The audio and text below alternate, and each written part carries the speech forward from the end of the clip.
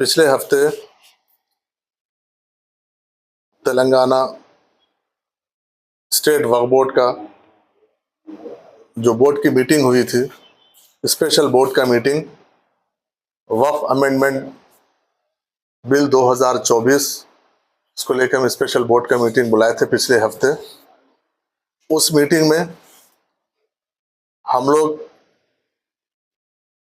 3 resolutions पास किए थे। उसमें एक रेजोल्यूशन सबसे पहले, और हिंदुस्तान का वाहिद तेलंगाना वक्फ बोर्ड है, ये bill amendment bill parliament house में आने के बाद पहला बोर्ड है जो इसको यूनानिमसली इसको रिजेक्ट करते हुए एक बिल पास किए थे हम। और उसके बाद उसमें 2 चीज़ें हम उसमें ऐड किए थे। एक कि हम पार्लियामेंट्री जॉइंट वर्किंग कमेटी को हम जो एक रिप्रेजेंट करेंगे तेलंगाना वक्फ बोर्ड की जानिब से, इसलिए हम उसके बाद हम उसी दिन जॉइंट वर्किंग कमेटी को हम एक मेल किए थे, हम ऐसा आपके पास आना चाह रहे हैं। और तीसरा ये था कि तमाम नॉन बीजेपी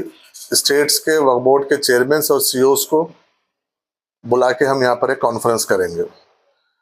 तो रेजोल्यूशन पास होने के बाद हम गवर्नमेंट को भी रेजोल्यूशंस भेजे हैं,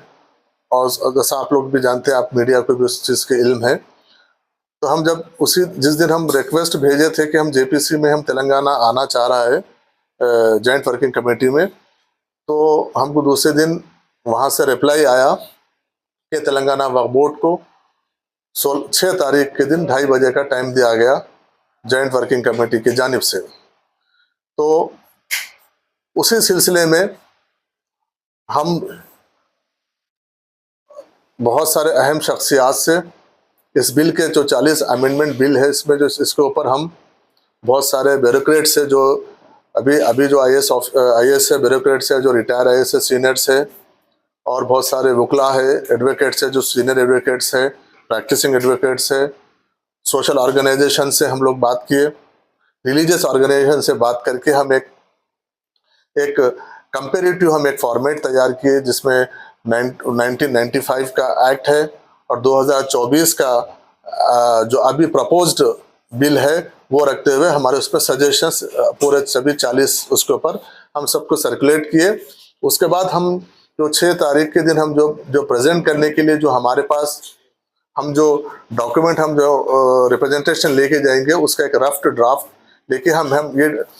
जुमा के दिन ये डिसाइड किए कि हम पीर के दिन एक इनफॉर्मल मीटिंग बोर्ड के मेंबर्स के साथ इनफॉर्मल मीटिंग हम रखेंगे, जिसके ऊपर हम डिस्कस करेंगे जो भी किसी के अगर कुछ सजेशंस है, इसमें कुछ कौन से सजेशंस है, कौन से हम इसमें रखना है, कौन सा निकालना है। उसके बाद फिर हम गवर्नमेंट से भी हम मशवरा किए, गवर्नमेंट से भी हम जाने की इजाज़त लिए, गवर्नमेंट भी इजाज़त दी। और उसके बाद फिर हम गवर्नमेंट का भी ये सजेशन था कि आप इनफॉर्मल मीटिंग आप मेंबर्स के साथ बैठिए। उसके बाद कुछ चेयरमैन जो हुकूमत में जो माइनॉरिटी वेलफेयर डिपार्टमेंट से रिलेटेड चेयरमैन हैं और दूसरे भी मुस्लिम चेयरमैन हैं, उन लोगों को भी बुलाइए, उनको भी सबको। और इसके लिए आज की मीटिंग में हम एक इनफॉर्मल मीटिंग सुबह में हम 10:30 बजे से हमारी 12 बजे तक हमारे बोर्ड के मेंबर्स की इनफॉर्मल मीटिंग थी, जिसमें बोर्ड के हमारे मेंबर ऑफ पार्लियामेंट जनाब असदुद्दीन अवैसी साहब थे उस बोर्ड के मीटिंग में, हमारे इनफॉर्मल मीटिंग में। और जनाब अकबर निज़ामुद्दीन साहब हमारे सीनियर मेंबर बोर्ड के थे, हमारे एमए के मुखीद साहब एक बोर्ड के मेंबर थे, और निसार हुसैन हैदरी साहब उस बोर्ड के इनफॉर्मल मीटिंग में थे, और वक्फ बोर्ड के नए सीईओ असदुल्ला साहब थे। और उसके बाद वक्फ बोर्ड के जो गए गुज़िश्ता कल तक जो ऑथोराइज ऑफिसर थे लियाकत हुसैन साहब थे, वो मीटिंग में हम इन डिटेल में डिस्कशन किए। डिस्कशन करके सबके सजेशंस हम लिए उसमें, और जिस तरीके से जॉइंट वर्किंग कमेटी काम कर रही है उन सजेशंस वो लोग किस तरीके से उनका क्या उन लोग की इंक्वायरीज है, क्या क्वेश्चंस है, वो लोग क्या पूछ रहे हैं, हमको क्या देना चाहिए, उसके ऊपर डिटेल से उसका डिस्कशन हुआ। और honourable parliament member of parliament Asaduddin Owaisi साहब भी एज ए, क्योंकि वो खुद भी एक जॉइंट वर्किंग कमेटी के मेंबर है, वो भी कुछ सजेशंस दिए कि किस तरीके से हमारा रिप्रेजेंटेशन होना चाहिए, उसके ऊपर डिटेल में डिस्कशन हुआ। उसके बाद 12 बजे से हमारे जो हुकूमत के नुमाइंदे हैं, ख़ास तौर पर माइनॉरिटी गवर्नमेंट के माइनॉरिटी अफेयर्स के एडवाइज़र जनाब शब्बीर अली साहब आए थे। उनके साथ साथ माइनॉरिटी वेलफेयर के स्पेशल सेक्रेटरी जनाब तफसीर इकबाल साहब आए थे, और टेमरिस के वाइस चेयरमैन प्रेसिडेंट जनाब फ़हीम कुरैशी साहब आए थे, और माइनॉरिटी फाइनेंस कॉरपोरेशन के चेयरमैन उबैदुल्लाह कोतवाल साहब आए थे। उर्दू अकेडमी के चेयरमैन जनाब ताहिर बिन हमदान साहब मौजूद थे। उनके साथ साथ फूड कॉरपोरेशन तेलंगाना गवर्नमेंट के फूड कॉरपोरेशन के चेयरमैन जनाब मोहम्मद फ़हीम साहब आए थे, और लाइब्रेरी स्टेट लाइब्रेरी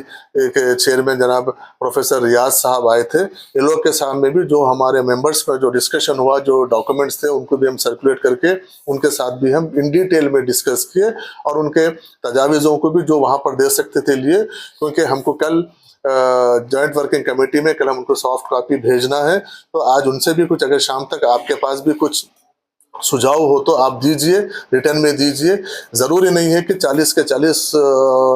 अमेंडमेंट के ऊपर आपको जो समझ में आया सुझाव दीजिए। हम उनको सबको इनकॉर्पोरेट करके एक हम रिप्रेजेंटेशन अच्छा तेलंगाना की वक्फ बोर्ड की जानिब से हुकूमत जो जॉइंट पार्लियामेंट